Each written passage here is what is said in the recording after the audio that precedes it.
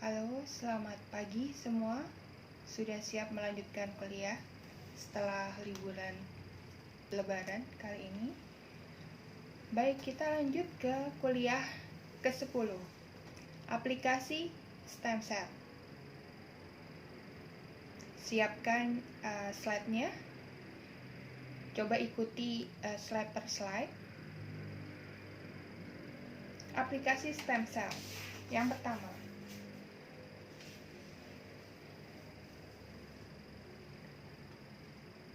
aplikasi stem cell yang banyak digunakan saat ini adalah ditujukan untuk aging atau penuaan. Kalau didefinisikan, aging adalah suatu proses kemunduran kualitas dan fungsi organ penyusun tubuh yang terjadi seiring dengan bertambah lanjut usia suatu makhluk hidup termasuk manusia. Jadi kalau saat bayi itu berfungsi dengan baik, kemudian muda, sangat aktif, semua berfungsi dengan baik. Nah, pada saat tua, maka kualitasnya akan semakin menurun. Itu yang disebut dengan aging atau penuaan. Ya, kalau sehari-hari sih kita sudah sering dengar ya, sudah tua, sudah tenaganya sudah berkurang, energinya berkurang, begitu kan. Tetapi di dalam sini definisi suatu penuaan itu apa? Itu adalah ini ya, kemunduran kualitas dan fungsi organ. Penuaan, teori patofisiologis dari kejadian ini adalah adanya pemendekan telomer dan berkurangnya aktivitas enzim telomerase yang menyebabkan penurunan potensi sel dalam replikasi DNA.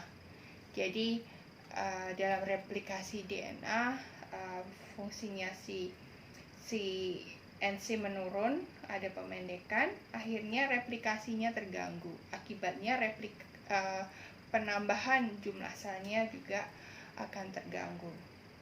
Hal ini terjadi seiring dengan bertambah tuanya usia sel. Jadi kalau selnya sudah tua, maka replikasinya akan berkurang. Kemudian teori yang lain lagi penuaan ini adalah adanya ROS. Sudah sering mendengar ROS. ROS itu adalah reaktif oksigen spesies atau radikal bebas. Sudah sering kan mendengar kata radikal bebas?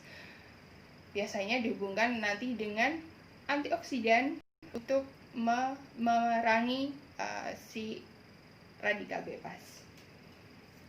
Radikal bebas adalah penyebab langsung dan tidak langsung dari proses penuaan karena ROS mengganggu stabilitas rantai DNA pada sel. Jadi ini menyebabkan suatu DNA terganggu. ROS juga menyebabkan proses preoksidasi lipid yang berujung pada gangguan stabilitas membran sel. Masih ingat membran sel terdiri dari apa? Utamanya fosfolipid. Jadi kalau lipidnya terganggu, maka membran selnya terganggu. Seluruh gangguan ROS menyebabkan menurunnya kemampuan sel dalam menjalankan hidupnya, bahkan menyebabkan kematian. Asalnya ROS dari mana?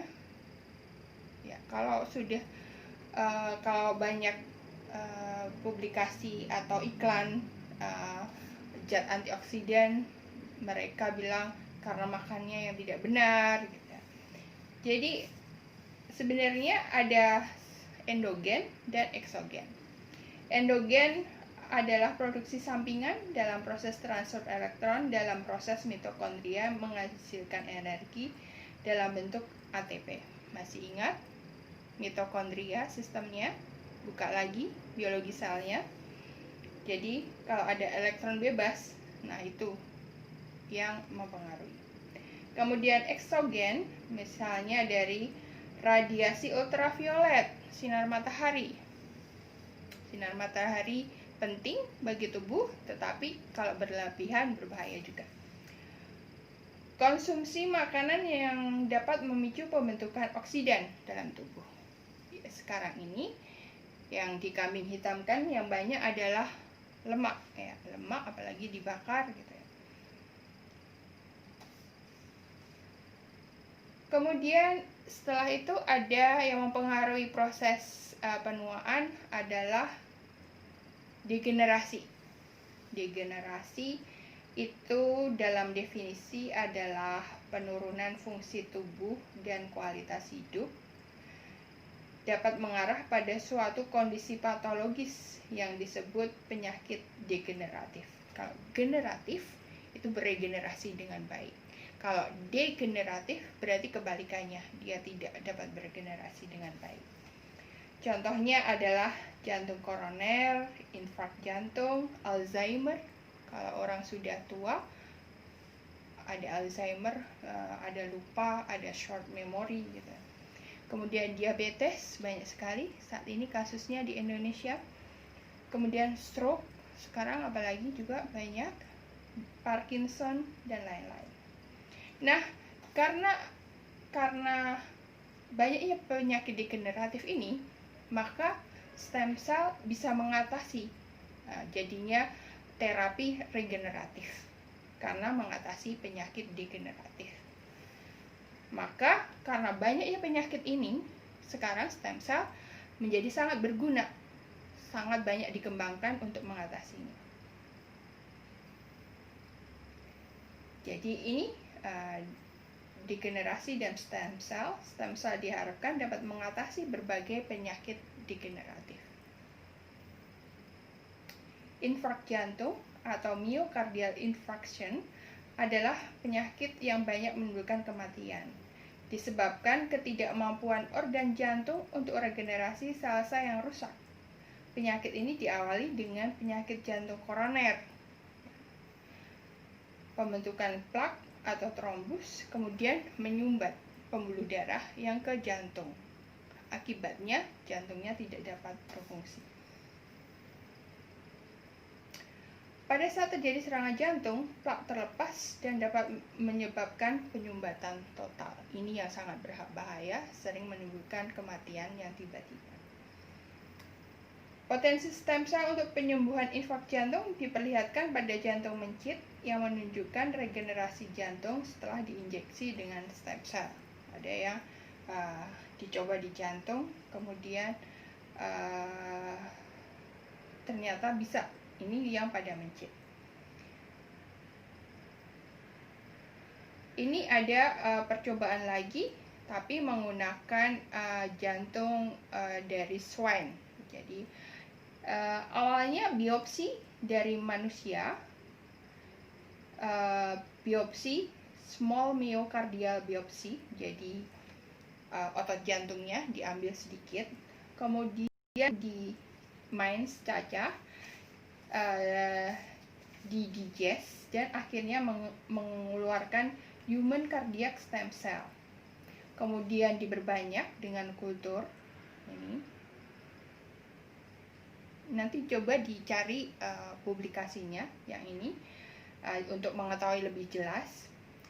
Kemudian ini ada jantung dari swine diambil, yang diinduksi supaya dia kena infark. Kemudian diambil, dikasih stem cell ini.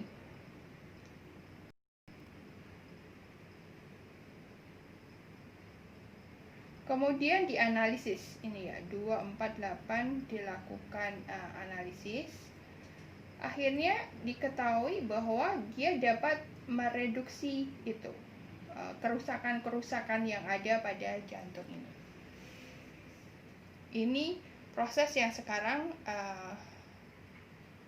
dilakukan bagaimana untuk memperbaiki yang sakit jantung. Jadi awalnya diambil, kemudian distimulasi, kemudian dimasukkan lagi ke dalam tubuhnya. Diharapkan dengan begitu akan terjadi perbaikan pada jantungnya, dan inilah dulu saya pernah bercerita bahwa sebenarnya terapi yang sekarang dilakukan adalah seperti ini. Jadi mengambil, mengkulturnya, kemudian memasukkan ke tempat targetnya untuk